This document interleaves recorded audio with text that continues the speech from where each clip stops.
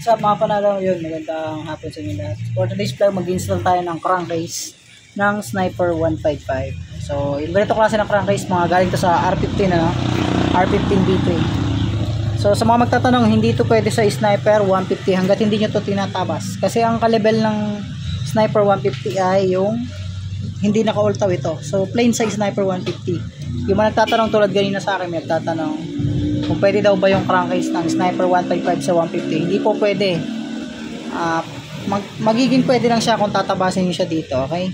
So yung mga bibili ng pang Sniper 150 na may butas na ganito, may kasamang ducap, hindi nyo pwedeng ilagay yan sa Sniper 155 kasi wala itong ganito kataas na parte. Kasi nga, ang sabi ko nga, ganito lang kahaba yung pinakang part na to dun sa Sniper 150, tabas yan. So sa Sniper 155 mataas to. Kasi ito yung pinagsusuksukan ng tinatawag natin na idle gear o yung sa starter gear, ano? Yun. So let's go. Turo natin sa inyo kung paano i-install to. Siyempre, pag ganito, ganahan nyo ng dalawang klase ng o-ring. So yung o-ring na isa, yung medyo malaki-laki ng konti. At yung isa naman, at maliit-liit. So ducap, nabili namin to ay, nabili pala ng may-ari. Wow, kung saan nyo nabili yan? Hindi natin alam eh. May kasama ng ducap. So marami ito sa online. Hanapin nyo na lang. Hindi ko masabi kung nasaan eh. Hindi ko rin alam kasi. Okay, so ang size nitong alin na to is 8mm. Then dito naman is yung 6mm. Okay? So let's go. Install na natin. So una sa lahat, madumi to kanina. Nilinis na namin to. Part na to. So kinalkal ko, ang dami lupa. Ito na natira. Natanggalin natin tong buong bolts dito. Okay? Tatanggalin nyo yan. So ito, di ko na tatanggalin kasi meron siyang dalawang bagong ducap. At sakto, pag magpapa-install ganito, sabay nyo na sa chainsaw para isang bukasan na, yung pinakamahabang parte, isang to, direksyon sa starter motor.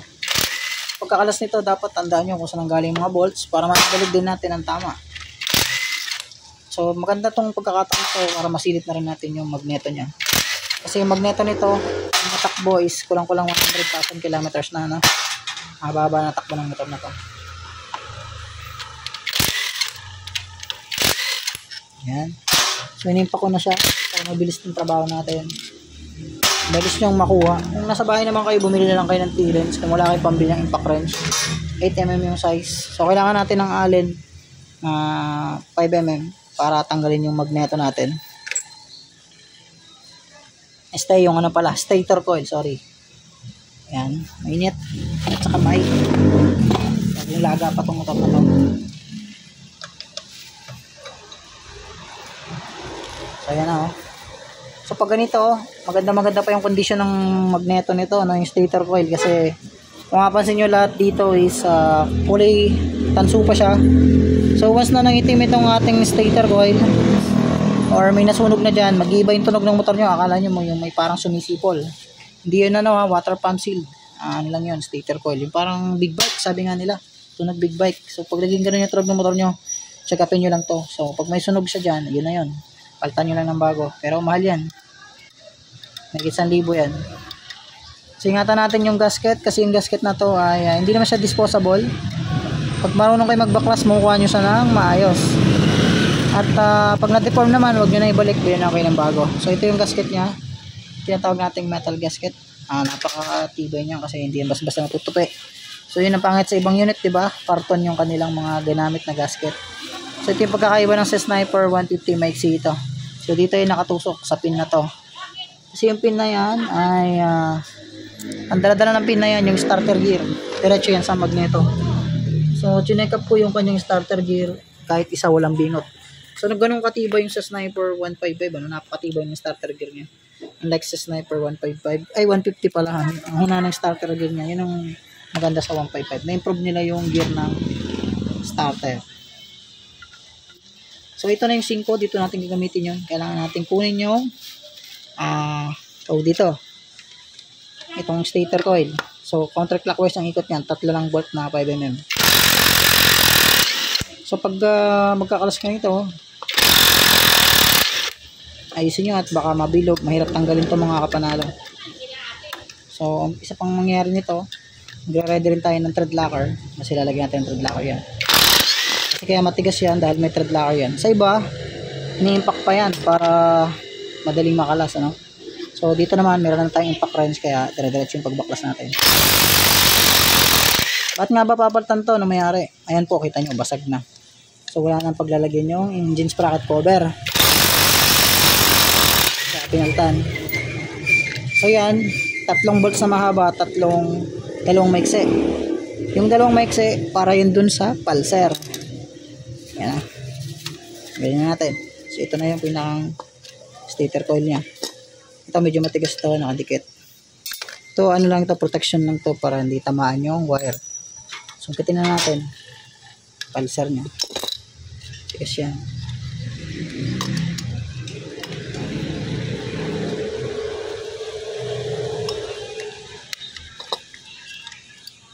Tanggalin na natin yung pulser. So ito lang yung ililipat natin. Sa pagkakalas, lagi yung tatandaan kung paano yung binaklas, ganyan din ibabalik.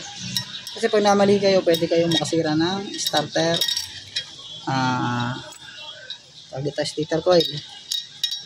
Then baka maputol yung mga bolts. Meron paghanap yan. Ayan na. So ito na yung papalitan. Isa pa, kaya natin papalitan, mas madali mag-timing pa, magsusunap tayo, no? So dito nyo lang pipihitin sa 17mm na to. Ayan. Dito nyo dadaan yung tools para pag magta-timing kayo. Dito naman yung sisilipin yung timing mark. Dito kayo magta-tap dead center at titignan nyo rin doon sa ibabaw sa malapit sa may cam gear. Meron ding timing doon na marking. So ito yung basihan, dalawang to. So dito naman kayo magpipihit. So additional kapugian din to kapag meron kayong ganito. Kasi may dual copy siya na maporma, malaki. Dalawa, isang maliit, isang malaki. Siyempre, ilipat na natin yung tinatawag na dito, dowel guide. Ayan, ito yung dowel guide mga panalo. Ayan natin dito. Tapos ito, unahin na natin. Salpak na natin ito agad. Itong tinatawag natin na metal gasket. So sa mga nasa bahay dyan, kaya-kaya nyo install to. Sundan nyo lang yun nasa video para wala na tayong customer. Kung pinanood nyo to, wala na magpapagawa. Kasi doon na lahat gagawin sa bahay. Yung may lakas ng loob, ha. Siyempre, pag sira nyo, bayad nyo talaga yan. Okay, nilagyan na natin yung gasket. Dito na tayo, guys. So ito yung kailangan natin ito para hindi magtagas yung langis. Okay. Pag natuyo to, para siyang silicone, ano. Ito yung lalagay yan para hindi lang tumagas yung langis. Kasi may wire yan dito. So ang trabaho niya, isisil niya yan. Sensya na kayo na, para may gilit na gilit tayo sa pandikit. Okay, para hindi tumagas. Kaya lang, kukuha lang tayo ng thread locker. Bigyan natin ng thread locker. Kunti lang. Punuin nyo lang yung thread para di na makalas. Yan. So yung purpose ng thread locker para hindi kumalas yung tornilyo. Napakalinis sa magneto nyo. So ikabit na natin ngayon yung stator coil. So kung paano binaklas, ganun lang din ibabalik, ano? Huwag kalimutan kung paano tinanggal para hindi kayo mahirapan pagbabalik. So tatlo naman yung bolts niya, halos wala naman kayo ligaw. Siyempre, yung 3 bolts na mahaba dito yan. Yan sa 2, 3, hand tight lagi para makasigurado kayong pasok ng maayos at maiwasan makabilog ng tornilyo. Siyempre, ipakin na natin yung mga panalo. So, hindi rin maganda na sobra-sobra higpit nyo. Baka kasi maputol yung tornilyo or mabilog.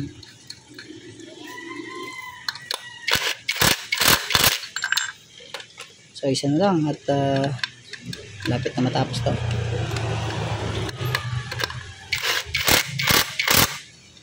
Okay, may dalawa pa. So, syempre, talong natin to. Pitin nyo na agad yan. Dito na yan. Tapos, dito. Lagi nyo ilalim yung wire at pag yung wire napaibabaw, pag tinamaan yan ng magneto na umiikot, putol yan. Mga walang kayo ng power supply. Wala mag-charge ng ating ano. So, ang pagkakabit ito sa ilalim yung pinakang pang-depensa na to para hindi. So, yung pagkakabit nito sa ilalim yan. Yan, sa baba to. Yan. Kabitan natin.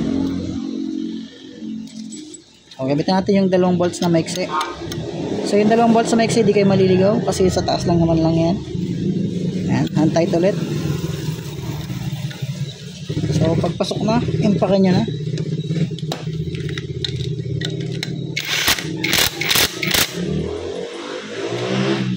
Isa na lang. At itatap na natin sa makina. Okay na. So yun. Mga panalo, ibabalik na natin itong crankcase. So ganito na yan. So ang pogi nito kasi mayroon siyang dukat.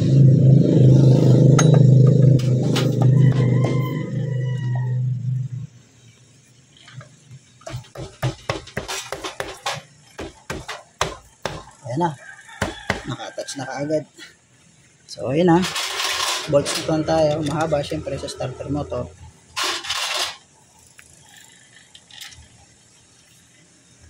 Syempre huwag nyo kalimutan yung holder ng coolant. Ito yun.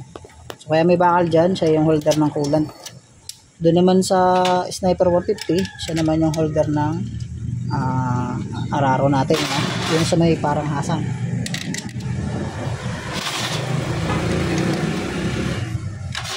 Balik mo na yung mga tornilyo. Ayun o. Umapo na yung pinakang pandikit natin. So kailangan yun para hindi tumagas. So ikpit na tayo. So sa pag-ikpit nito, para makasigurado kayo, ay hand tight lang using 8mm na T-wrench. Okay? So itong motor na to ay change ulit na rin. Maya patutuloy natin yung kanyang langis. So dapat nga napatuloy natin. Tapos na sana. Siyempre na-focus natin itong part na to.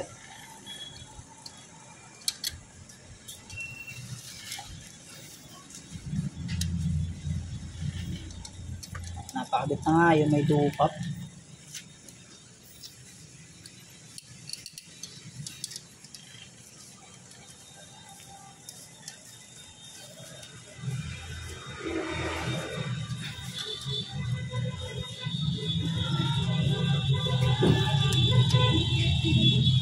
Parada yata. Oh, emergency. Parada.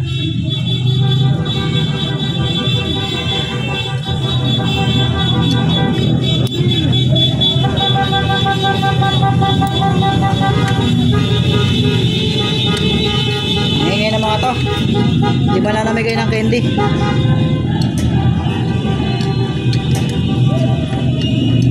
So ayun. Nakabit na natin yung duo cap. Siyempre yung duo cap, hanapan natin ng o-ring yan. So maghanap na tayong o-ring. At nangingay din naman yan. So guys, kakabit na natin yung duo cap. Ayan, finally. So basag yun eh, kaya pinalitan na rin na mayari. So dahil nga maporma yung may butas dito, yun na yung pinalit niya, yung may duo cap. So ito yung mga o-ring natin, nakakuha tayo dyan. Ayan, in-stretch lang natin. Huwag nyo kalimutan lagyan ng o-ring. Kasi tatagas yung mga langis. Ito, ikakabit na natin yung isa. Normal naman minsan may mga tagas-tagas. Kunti lang naman, di naman maubos langis nyo dun. Ganun talaga. Ayan. Dito, di naman to pinapakahigpitan na masyado. So, tama lang. Yan. Ito naman yung isa, mas malaki. Yan o. Pogi o. Diba? Yan, pwede nyo nakawin sa parking yan. Hanapin nyo na kung saan kaparada tong motor na to. Lagi ito doon sa may Jollibee sa bayan. Na, doon na yung puntahan. Alright, yun na. Tapos na. So, yun. Maraming salamat sa mga patuloy na sumusubaybay sa ating YouTube channel. Ano? So, 2 taon na rin mahigit yung ating YouTube channel. Pasensya na kayo at napakadala na yung mag-upload. Siyempre, mas priority namin magtrabaho araw-araw dito sa shop kaysa mag-upload ng video. Hindi naman dahil tayo ay nagkaroon na ng maraming customer.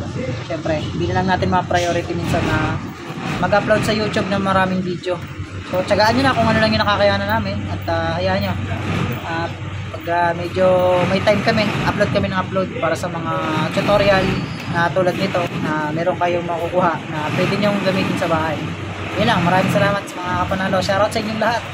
Galingan nyo pagboto.